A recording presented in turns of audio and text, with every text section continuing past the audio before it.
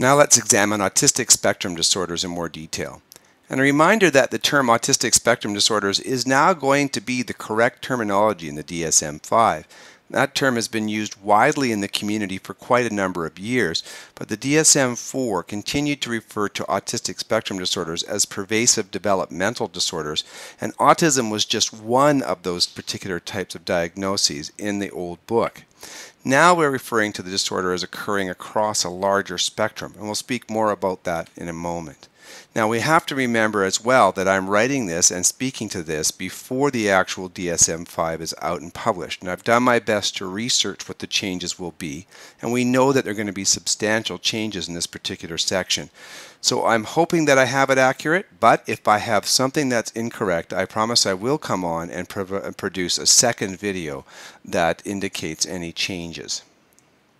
Now the onset of autism must occur before the age of 3, but that doesn't mean that it must be diagnosed before the age of 3. In fact, it's quite common for children not to have autism recognized until later in their childhood, particularly around the same time when they would start school, when it might become more evident that developmentally the child is different than many of their same age peers. And we know that autism has lifelong effects. We don't typically think of it as being cured, although things like applied behavioral analysis therapies do somehow lead to a reduction in the effects of autism for many children. At this point, people who apply ABA approaches have still not gone so far as to say they have cured the autism as much as they have successfully, in some cases, treated or reduced the effects of autistic spectrum disorders.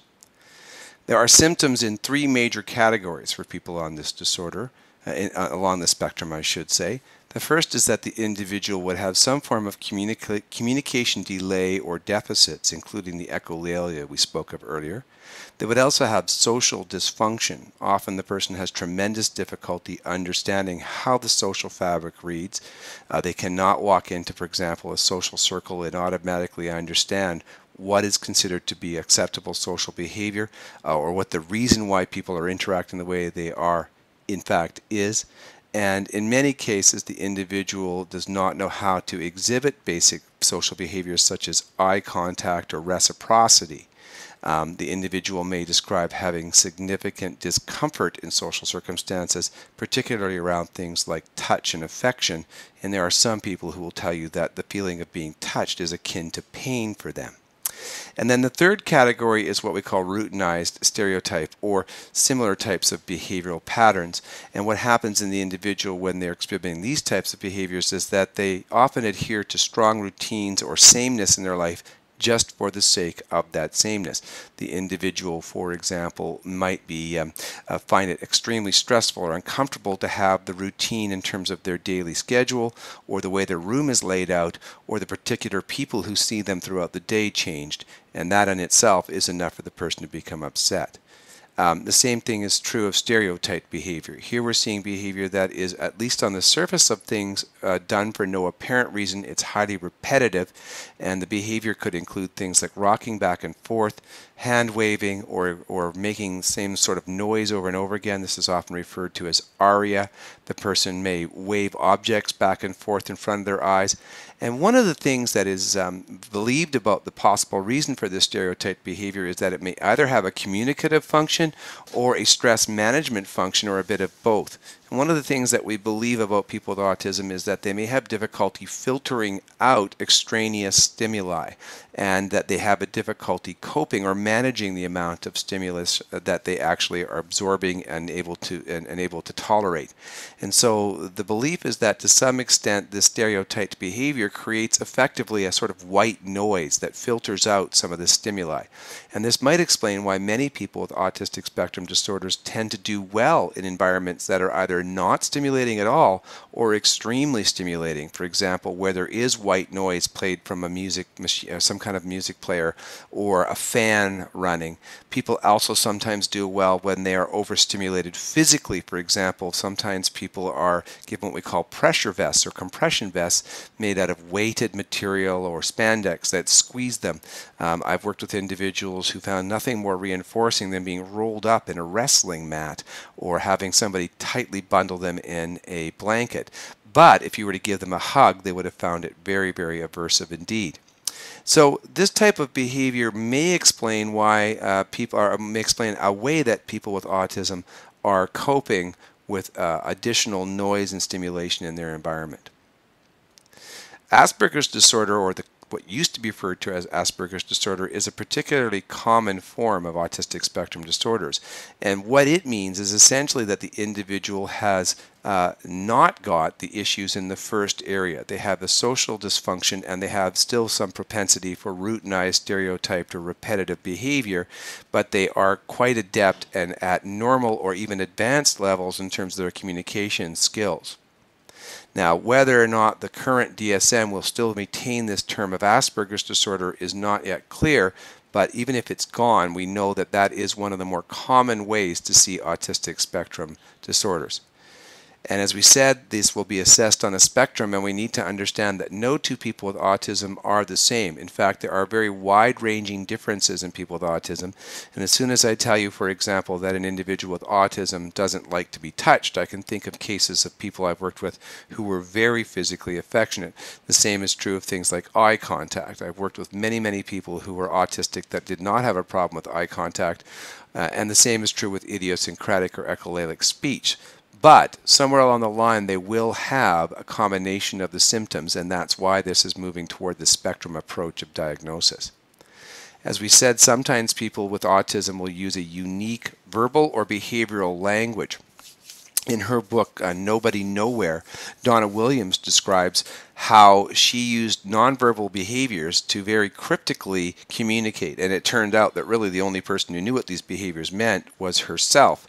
And in one case that stands out for me, she describes how going up and standing on a purple bathroom carpet and urinating on it was meant to mean something to her family. And it was, of course, too obscure for anybody to understand. But this idea that an individual with autism would speak their own language or use behaviors that are meant to be communicative is quite common. And I mentioned it a bit earlier in this module that I've worked with people who would use the term door to refer to the fact that they simply wanted to go out. But I've heard of other people who used behavioral patterns that were far more obscure even than that. So for example, I worked with an individual who would come up and introduce himself to other people by asking them the question, what would happen if you set a fire in a garbage can in a back alley? And it was obviously a remark that he had probably heard early in his life and had used as a conversation starter repeatedly in his life. And that was really the way he started relationships with people, and you can imagine the reactions that he got.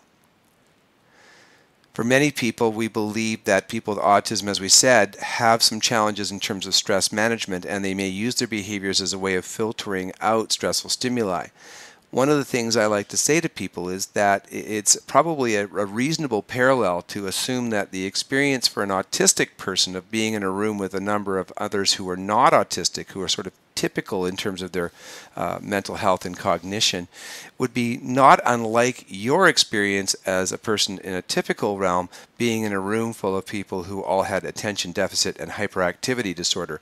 Chances are your ability to withstand the noise and activity and social interaction level of that cohort of people would probably be overwhelmed. And that's, I think, what it's probably a good approximation of what it's like for a person with autism coming into a room of just people who are sort of on the normal baseline. One thing, again, we want to remember about autism is that IQ is not considered to be a criteria in its diagnosis. I've worked with many, many people who are on the autistic spectrum who did have a developmental disability. But there are also many people out there who have autism that have typical or even more advanced IQs than the regular population. And the incidence of autism is quite high, and it's reasonably estimated at anywhere from 1 in 100, and I've even heard numbers of 1 in 86, although that strikes me as being particularly precise. Sometimes people question whether or not autism is occurring that prevalently in our community. And I can't say definitively whether or not that's true or not true because I'm not a researcher, but I can say that the incidence of accurate diagnosis, it can, at least in part, explain why it seems to be increasing its prevalence. We are getting better and better at recognizing it and recognizing that it is quite a common disorder. A few other disorders that we should discuss before we wrap up. First, impulse control disorders, and we want to think a little bit about intermittent explosive disorder in particular here. This is a disorder often referred to as IED that is becoming more and more commonly understood. And basically what happens with people who have IED is that their behavior becomes extraordinarily quickly escalated to anger, to a point often of violence or destruction, and they can calm down equally as quickly. And there are often no apparent triggers for people who are like this, and they're often not people who are considered to be aggressive or angry individuals outside of these short-lived episodes. We also want to talk about conduct disorders, which are often referred to as behavioral disorders or behavioral problems, I should say. And individuals with conduct disorders in the new DSM-5 will now include things like kleptomania and pyromania. And they often do occur, these types of behaviors often do occur as part of an overall sort of complex of behaviors where individuals are having significant difficulty fitting into the social fabric where they are going to school or in their community. And we've all probably heard of stories of people, for example, doing harm to animals, people who are extremely defiant to authority, people who seem to just be magnets for trouble.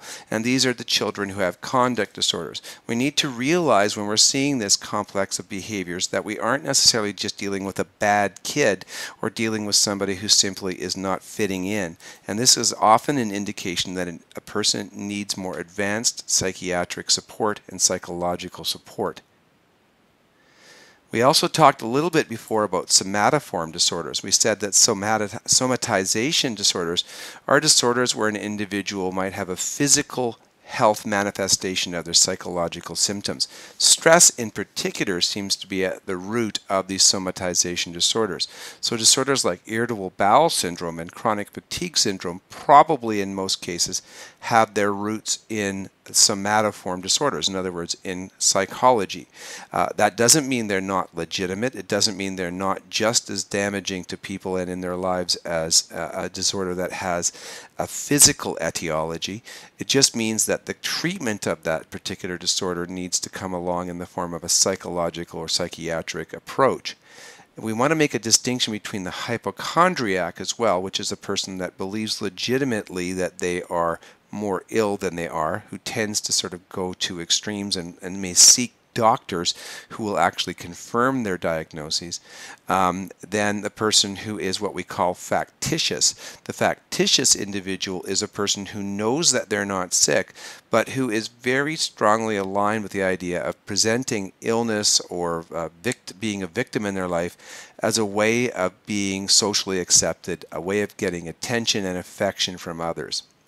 And that in turn must be distinguished from malingering. And malingering is not a psychiatric condition. Malingering is the condition in which an individual simply pretends to be hurt or ill, normally to get out of work or to receive some other benefits, such as extended health benefits and that sort of thing.